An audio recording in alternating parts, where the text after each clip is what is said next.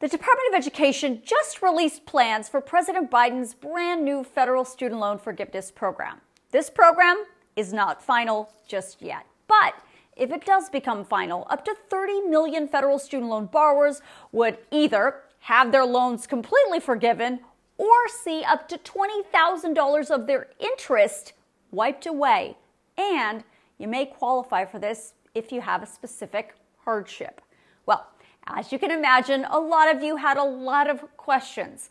Obviously, I did too. So I flew to Washington, D.C. to speak directly with the Undersecretary of the Department of Education and get some answers. We talked about a lot of things. We talked about the legality of all of this, how the program would work, whether parents with a Parent Plus loan will finally be included, and yes, we talked about who was going to pay for all of this, but we started with why it took almost a year to release the details of this new program. Well, the president's original plan was to cancel up to $20,000 in debt for most student loan borrowers, and the Supreme Court ruled that that was not a legal exercise of our authority.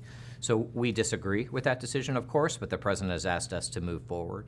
And the alternative is to go through a full regulatory process, and that, for us is not fast. It involves a lot of stages of public input, which is a good thing, and that's what we're doing. And so we're going as fast as we can through the regulatory process to lay out new student debt relief proposals that we hope to have in place by this fall. But why is it important to keep at it instead of just letting the Supreme Court say, or after the Supreme Court said, this is not going to work? Why keep at it? Well, a lot of people are struggling with their student loans. And, some people say, well, they took out the loan, is their problem.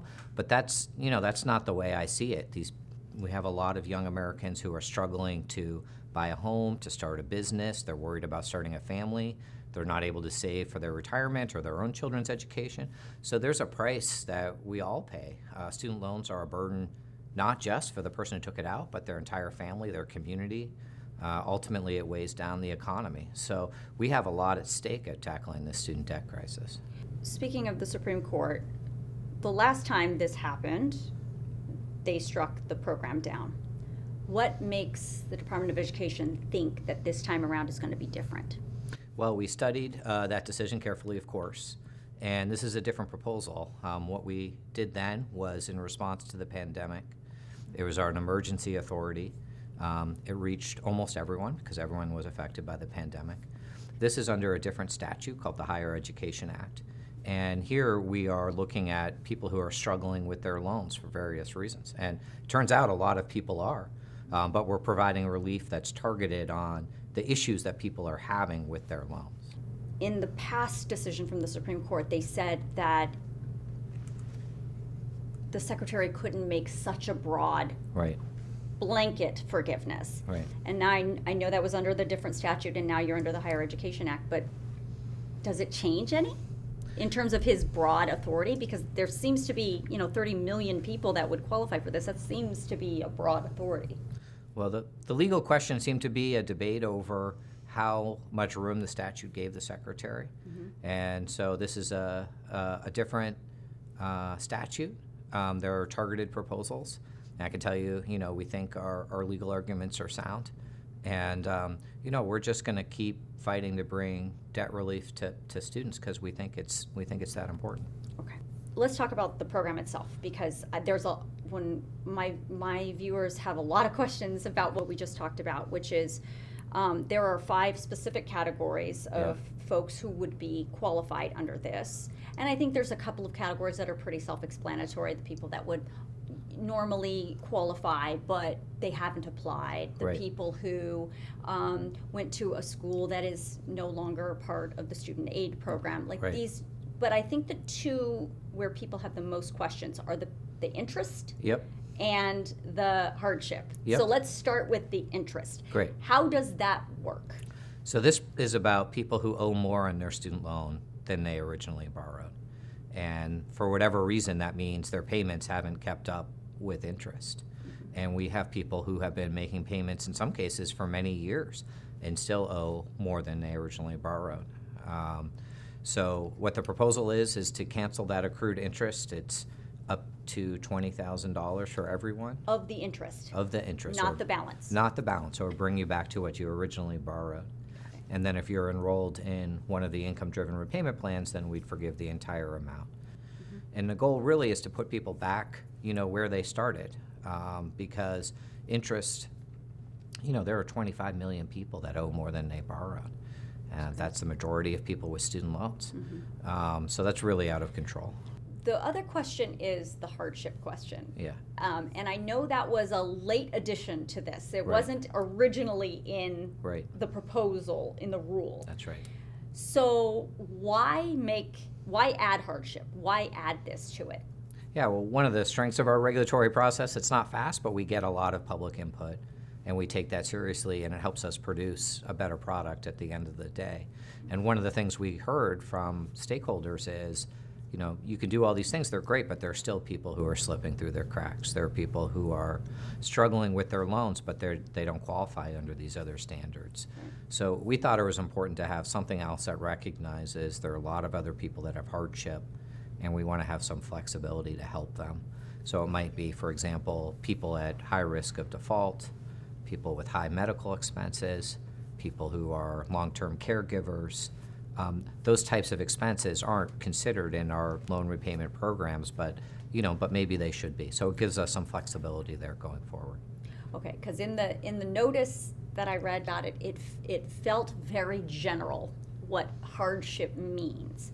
And I guess I want you to define specifically what that means. What does hardship, so is struggling to put food on the table, Yeah. is that hardship? How do you quantify that? How would somebody put that on an application? Yeah, so there's some flexibility here going forward, and we're gonna flush that out as we complete the rulemaking process. And I think when we have something in place, it is going to be flexible. It's going to give us some options. In some cases, we may be able to deliver relief automatically if someone is at high risk of defaulting on their student loans, for example. But there may be other cases where we need information we don't have, and we may say, come to us and document your medical expenses, and we'll take a look at that. So it is not as formulaic as the other proposals, and that's intentionally so. We're trying to catch people who need a little extra help. And that, as far as I understand, would be, because some of these other categories of forgiveness would be for people who it's automatic, is the way most of it reads, except for the hardship one. And that would that, at this point, look like a separate application that somebody would have to fill out? Yeah, in some cases, we may be able to give automatic relief. In other cases, I'd expect there may need to be an application. Okay. And one of the things that we've seen over the last couple of years is people that are eligible for our benefits don't apply for them. They can't navigate our bureaucracy. Things are too complicated and confusing. So we've really put a premium on trying to automate that process whenever we can, because if we know someone's eligible, let's get them the benefits they've earned. Are Parent Plus loans part of the student loan forgiveness, the new student loan forgiveness program? They are. So parents are eligible for the interest provision. So if they owe more than they borrowed, they will get relief on that interest. And they're also eligible for relief if they've been in repayment for several decades already. My question, though, is who, because I get this all the time, who pays for this? So when the Department of Education says we're going to, put these 5 categories out, it's probably going to affect 30 million people. Who is paying for that? Yeah, so the student loan program, we have authority from Congress to administer that program. Whatever it costs, whatever it saves. And for many years, the student loan program operated at a profit. The budget folks still like me to use the word because we're a government, but the reality is it was a net revenue to the government based on the interest rates that students were paying. Right. But we have the ability to make sure that students get the benefits in accordance with the design of the program that's passed by Congress, and we don't have to go back to Congress to ask for more money. We're able to administer the program as they designed it. So in the end, how does the department see the cost breakdown of this? Where is the money come? Because obviously it doesn't just magically disappear, right? So where does that come from? Yeah, well, it comes from the Treasury and ultimately from taxpayers, and we think it's an excellent investment because Student loans are scaring people off from going to college, and I don't just mean four-year college. A lot of loan debt comes from community college or comes from career schools. These days you take out a loan if you want to become a truck driver, often. And so that's holding back people from getting the skills and the credentials they need to contribute to the economy and to raise a family in a middle-class way. Lastly, I want to just talk some specifics about what's next. So you've made this announcement. Here we are. The rulemaking process is not done. I know there's another public comment period. What is going to flush out in the next couple of weeks, months? Yeah, so we have a couple steps left in our process. The next is we're going to release the actual regulatory language for public comment, and so members of the general public will have the ability to make suggestions. We take that process seriously, and our goal is going to be to read all those comments and respond to them and finalize the rule by this fall. And our goal is to start delivering some of the interest benefits this fall. This fall? Yes. Wow. Okay. Unless, of course, there's legal challenges and then all of that slows up, potentially. Hopefully that won't happen, but potentially it could. Okay. All right. Thank you so much. Yeah, my pleasure. Thank you for coming by.